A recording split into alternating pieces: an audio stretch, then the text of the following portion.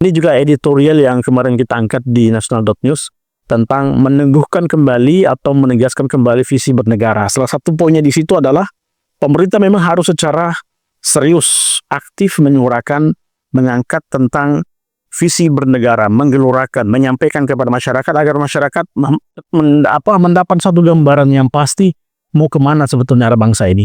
Apa yang Anda tarik dari peristiwa di PBB kemarin? Prabowo saya kira sangat keren ya dalam konteks pidatonya di sidang umum PBB. Karena dia memang sudah mewarisi nilai-nilai besar daripada mengapa Indonesia ini dibentuk. Misalnya kemerdekaan adalah hak segala bangsa. Itu secara logika mengajak masyarakat internasional untuk mengenal bahwa memang Indonesia punya karakter, bahwa kemerdekaan itu sesuatu yang harus diperoleh. Dan dengan itu kemudian Prabowo juga mengatakan semuanya itu adalah manusia, keluarga besar manusia. Apakah Yahudi, kemudian Kristen, dan seterusnya. Diksi itu menunjukkan bahwa Indonesia dari sisi nilai itu sudah sangat unity, sangat menyatukan segala aspek kehidupan dalam satu spirit yang paling mendasar, yaitu kemerdekaan. Karena kita lihat masa imperialisme itu membuat banyak bangsa tertinggal, ya. Dan kondisi tertinggal itu bukan alamiah, tapi by design, by design. Maka untuk mengubah desain itu, kemerdekaan adalah gerbangnya. Oleh karena itu, kalau disebut visi bernegara, Prabowo sudah memiliki legasi dari para pendiri bangsa. Tinggal sejauh mana Prabowo mampu membawa retorika yang begitu mengguncang dunia itu ke dalam realitas kehidupan berbangsa dan bernegara. Karena pada faktanya, kita melihat hari ini banyak partai politik, terutama ketua umum, yang belum bersuara apapun terhadap dinamika sosial yang terjadi. Kita tahu para partai ketua umum memang tidak duduk di DPR setiap hari sebagaimana pengurus yang masuk sebagai anggota dewan. Akan tetapi segala hal yang akan diputuskan di Senayan itu melalui tangan-tangan mereka. Oleh karena itu Prabowo penting untuk katakanlah ya menjadikan front line dari Indonesia hari ini, para ketua umum partai politik untuk juga punya cara berpikir yang sama seperti Prabowo. Minimal mengerti apa yang menjadi pikiran Prabowo dan punya komitmen untuk mendukung. Nah ini yang harus kita lihat dari seorang Prabowo. Sehingga kalau kemudian Prabowo mendapat pujian, itu sebenarnya adalah pujian untuk rakyat Indonesia. Pujian untuk bangsa Indonesia dan para pendiri bangsa. Tetapi kalau kemudian masyarakat dunia melihat Indonesia tidak seperti yang diretorikakan itu, ini orang juga akan menjadi jemu atau beralih pandangan, oh ternyata itu hanya retorika gitu. Nah persoalan atau tantangan yang dihadapi bangsa Indonesia ini sekarang adalah bagaimana semua nilai-nilai dalam pasal-pasal Undang-Undang Negara Republik Indonesia itu mengejawantah. Kalau itu terjadi, saya kira visi bernegara itu tidak akan dipertanyakan, tapi akan diperkuat oleh siapapun. Nah, salah satu poin menarik yang disampaikan oleh Prabowo di forum PBB kemarin, dia menyinggung tentang kesejahteraan. Dan dia kemudian menegaskan bahwa dia punya misi, punya mimpi untuk mensejahterakan rakyat Indonesia. Dan itu diungkapkan di forum umum yang disaksikan oleh semua pemimpin negara. Artinya konsekuensinya itu adalah pernyataan yang harus dia buktikan, dia harus tunaikan begitu. Nah, dalam konteks Indonesia, Bung, hari-hari ini kita melihat kesejahteraan, masalah pengangguran, masalah kemiskinan, dan juga terakhir juga kebutuhan gizi masyarakat kita ini.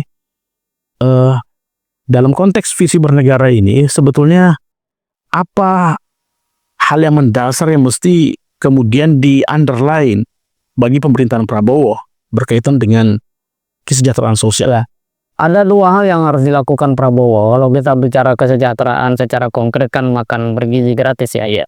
Nah nyatanya banyak yang keracunan. Saya kira itu bukan salah Prabowo, bukan salahnya MBG. Tetapi bagaimana proses mekanisme yang dibuat oleh orang-orang terdekat Prabowo yang mengurusi urusan MBG itu tidak kaitan dengan profesionalisme dari sisi mekanisme dan proses. Itu penting sekali. Nah, kalau misalnya MBG ini oleh Prabowo dipandang sebagai cara untuk mensejahterakan rakyat, sementara oleh para penyedia MBG itu dipandang sebagai bisnis yang menguntungkan dirinya sendiri, dan mereka juga pada saat yang sama tidak melalui tes moral, ya kan, tes spiritual, ya pasti akan terjadi apa yang selama ini kita saksikan, keracunan. Bukan hanya anak-anak, ibunya yang ikut makan keracunan juga gitu kan.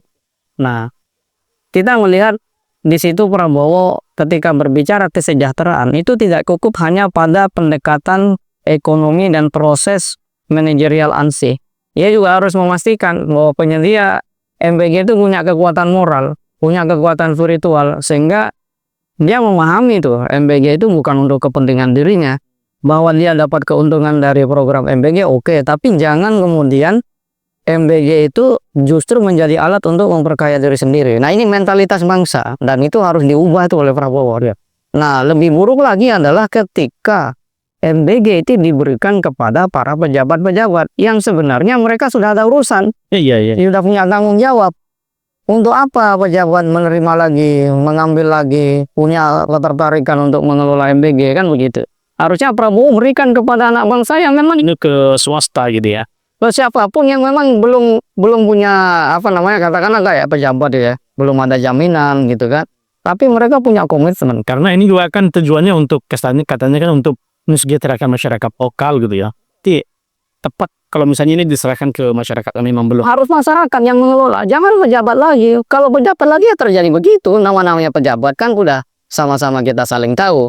Banyak persoalan yang muncul karena cara berpikir pejabat yang sangat individualis itu. Nah, itu yang pertama. Yang kedua, MBG ini juga harus diberikan kepada orang yang kompeten.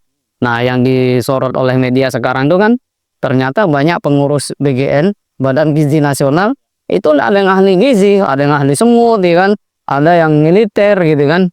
Tidak ada hubungannya dengan gizi. Bolehlah mengakomodir pihak dari hal yang keahlian yang tidak ada gizi gitu, tapi ya jangan semuanya. Ini kan menjadi nol, dan ketika nol itu sorotan masyarakat ya sangat tajam. Jadi dalam konteks ini Prabowo secara poin dia sudah dapat, tapi kita tahu bahwa poin atau niat yang baik, tujuan yang baik kalau tidak disertai oleh manajemen yang siap, termasuk kekuatan moral dan spiritual penyedia MBG, ya maka keracunan itu tidak akan berhenti. Bayangkan kenapa mereka keracunan? Bukan sengaja diracun sebenarnya. Salah satu fakta yang saya lihat di media itu adalah ada saus yang dicampurkan dengan lauk, dan saus itu sudah kadaluarsa. Ya. Nah, itu. Kemudian daging ayam dibeli Rabu, dimasak Sabtu. Nah, saya tidak tahu proses persisnya seperti apa, tetapi itu adalah menunjukkan bahwa dari sisi SOP ataupun prosedur, itu tidak berjalan. Kenapa prosedur dan SOP itu tidak ada? Saya kira MBJ pasti punya SOP ya. Nah, komitmen moral itulah yang harus diperkuat. Ya, dalam kerangka ini kan berarti ada, ya artinya ketika amanah itu diemban oleh mereka yang memahami visi bernegara, mestinya idealnya dia mengarahkan amanah ini betul-betul untuk maslahat yang luas. Tapi kemudian ternyata yang terjadi seperti itu. Ada seperti ada bagi-bagi kue atau semacamnya yang entah apa, tapi yang terjadi kemudian yang dinilai oleh masyarakat publik seperti itu. Dan apakah Anda melihat ini karena ada problem serius dalam visi bernegara ini yang memang yang tadi saya katakan di awal belum tersemarang digelurakan oleh aktor-aktor besar negara ini? Itu artinya memang kita melihat bahwa visi yang seharusnya dibangun, diperkuat, itu justru tidak menjadi kekuatan. Justru pada sebagian mereka yang punya kesempatan mengelola program-program negara itu ya, program-program pemerintah, katakanlah MBG itu.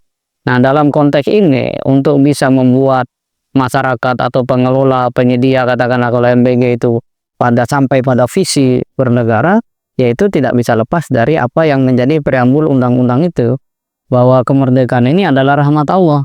Yang namanya rahmat Allah harus dijaga.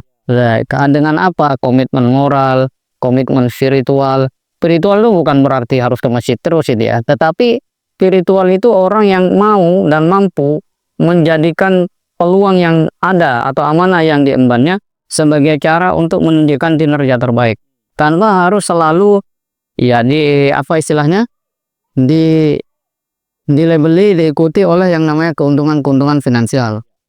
Bahwa keuntungan finansial itu perlu, saya kira kan kita yakin ada Tuhan. Nah, mekanismenya juga saya kira juga sudah profesional dari VIMBG itu, sudah diatur sedemikian rupa. Yang menjadi soal adalah ketika moral dan spiritual itu tidak muncul, akhirnya visi juga tidak terbangun, adalah ketika orang akhirnya melihat apapun sebagai peluang bagi dirinya. Nah, padahal negara ini berbicara tentang kepentingan umum, kepentingan bersama, kesejahteraan masyarakat, mencerdaskan kehidupan bangsa. Tidak ada kemudian kita temukan satupun diksi bahwa negara ini dibangun agar partai politik ini bisa tumbuh besar. Nah, ada begitu. Atau supaya kelompok ini bisa mendapat keuntungan paling banyak, kan tidak kita ketemukan seperti itu. Nah, kesadaran inilah yang akan memungkinkan visi itu tegak. Dan pada saat yang sama, kalau itu muncul, saya kira visi bernegara akan menjadi sebuah hal yang seperti tarikan nafas.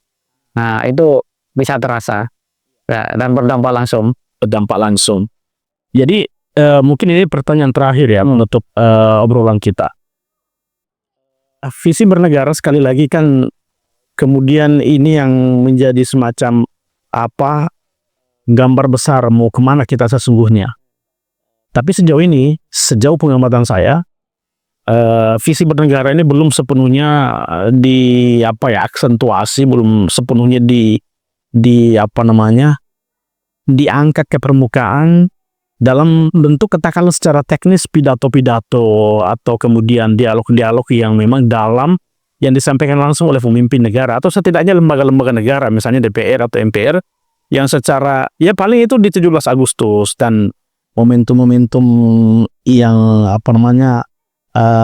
tetap begitu, tapi nggak selalu rutin. Nah, apakah itu juga kemudian perlu kita hidupkan kembali atau segar-segarkan kembali agar memang semua aktor negara ini betul-betul mengangkat visi bernegara ini sebagai sebuah narasi besar bersama agar tidak selalu kita sesama anak bangsa itu akhirnya terpecah, tidak memiliki kalau dalam bahasa agama itu kalimatun sawa, satu prinsip bersama yang kita sepakati untuk menuju sebuah cita-cita besar itu. Ya, kalau kita ingat kenapa Bung Karno dulu pidatonya sering ya karena memang Bung Karno punya gagasan. Pada saat yang sama, Bung Karno melihat realitas rakyat hari itu juga belum mengerti negara itu apa. Dengan referensi dan informasi yang tidak sebanjir sekarang, Sehingga Soekarno selalu mencari momentum untuk bisa pidato. Dan ketika Soekarno dijadwalkan pidato, itu rakyat akan datang. Gitu. Jadi, pidato itu memang terkesan sebagai normatif, sebagai hal yang biasa gitu ya. Tetapi tidak ada pidato, itu menunjukkan bahwa tidak ada gagasan. Gitu. Sekarang kalau pemimpin-pemimpin itu tidak bisa berpidato, saya kira dia tidak bisa dan tidak punya gagasan. Oke, pemimpin dibuatkan naskah pidatonya tidak masalah, tetapi poin dan pikiran utamanya harus muncul dari dia, karena pidato itu bukan soal rafinya kata-kata, tapi tersampaikannya misi, visi, gagasan dari sang pemimpin itu. Yang berisi Yang berisi. Dari hati. Itulah kenapa Prabowo kemarin keren sekali. Karena dia mampu membuat satu pesan yang betul-betul membuat negara seluruh dunia, pemimpinnya itu menyadari, oh iya, kenapa kita harus berperang? Hanya karena beda agama, kan begitu. Agama itu kan sistem keyakinan. Yang namanya sistem keyakinan tuh nggak bisa dipaksa, gitu kan. Terus kalau sistem keyakinan dan dia tidak dipaksa, untuk apa kemudian hanya karena satu dasar keyakinan kelompok Yahudi, kemudian Yahudi merasa tidak bersalah menggenosid orang Palestina. Padahal kalau misalnya dibalik posisinya, bagaimana kalau yang menyerang Israel itu Palestina, yang menjajah itu Palestina, misalnya terjadi seperti itu. Saya kira suara hati Israel juga sama. Artinya sama-sama manusia, apapun keyakinannya, kenapa merasa benar dengan ajarannya saja, padahal tindakannya merugikan orang lain. Itu satu gagasan yang sangat mendalam dari seorang Prabowo. Ya, meskipun itu tidak ditampilkan secara dalam konteks kalau ulama itu model ceramah gitu ya, tapi itu pesannya tersambung, masuk. Nah, pemimpin-pemimpin negara, lembaga-lembaga negara itu harusnya punya kepentingan atau kebutuhan untuk menyampaikan apa yang menjadi gagasan mereka, setidak-tidaknya kiprah mereka dalam 1 tahun lah. Misalnya Mahkamah Agung, nanti di ujung 2025 ngomonglah ke publik, speak apa yang terjadi, apa yang sudah dilakukan, rakyat bisa berharap apa pada Mahkamah Agung, kan begitu masing itu. Kemudian KPK juga sama. Nah, permasalahannya sekarang kita melihat secara kasat mata bagaimana kemudian kepentingan itu bertabrakan di ruang publik. Ya, misalnya katakanlah diksi reformasi Polri. Nah, baru mau direformasi oleh presiden, ini sudah buat tim sendiri misalnya kayak gitu ya. Itu menunjukkan betapa tidak dewasanya cara kita bernegara. Dan ini tentu saja tadi orang lupa pada visi. Nah, simpelnya begini. Kalau memang masih ada visi, akan ada gagasan. Kalau masih ada gagasan, pemimpin akan menyapa rakyat. Caranya ya dengan pidato itu. Memang oke, ada juru bicara, ada apa namanya, PCO. Ya, wah, itulah macam-macam. Tapi itu untuk urusan manajerial lah ya. Tapi itu gagasan tampil sendiri lah. Presiden itu tampil. Supaya rakyat juga tahu, oh ini isi kepalanya gitu. Dan kalau ini baik, ya didukung dan seterusnya. Saya kira bangsa Indonesia ini sudah punya legacy gagasan yang tangan baik. Tinggal kita satu aja, paham, komitmen, dan menjalankan. Kalau itu tidak ada ya selesai sudah. Wah, luar biasa. Jadi menurut saya semua, tidak perlu saya simpulkan, tapi ada yang menarik tadi yang terakhir, keteladanan. Ya, jadi gagasan dipidatokan dan diterapkan atau keteladanan. Baik menurut saya semua, demikian bincang kita tentang topik hari ini. Kita akan berjumpa di kesempatan berikutnya. Assalamualaikum warahmatullahi wabarakatuh.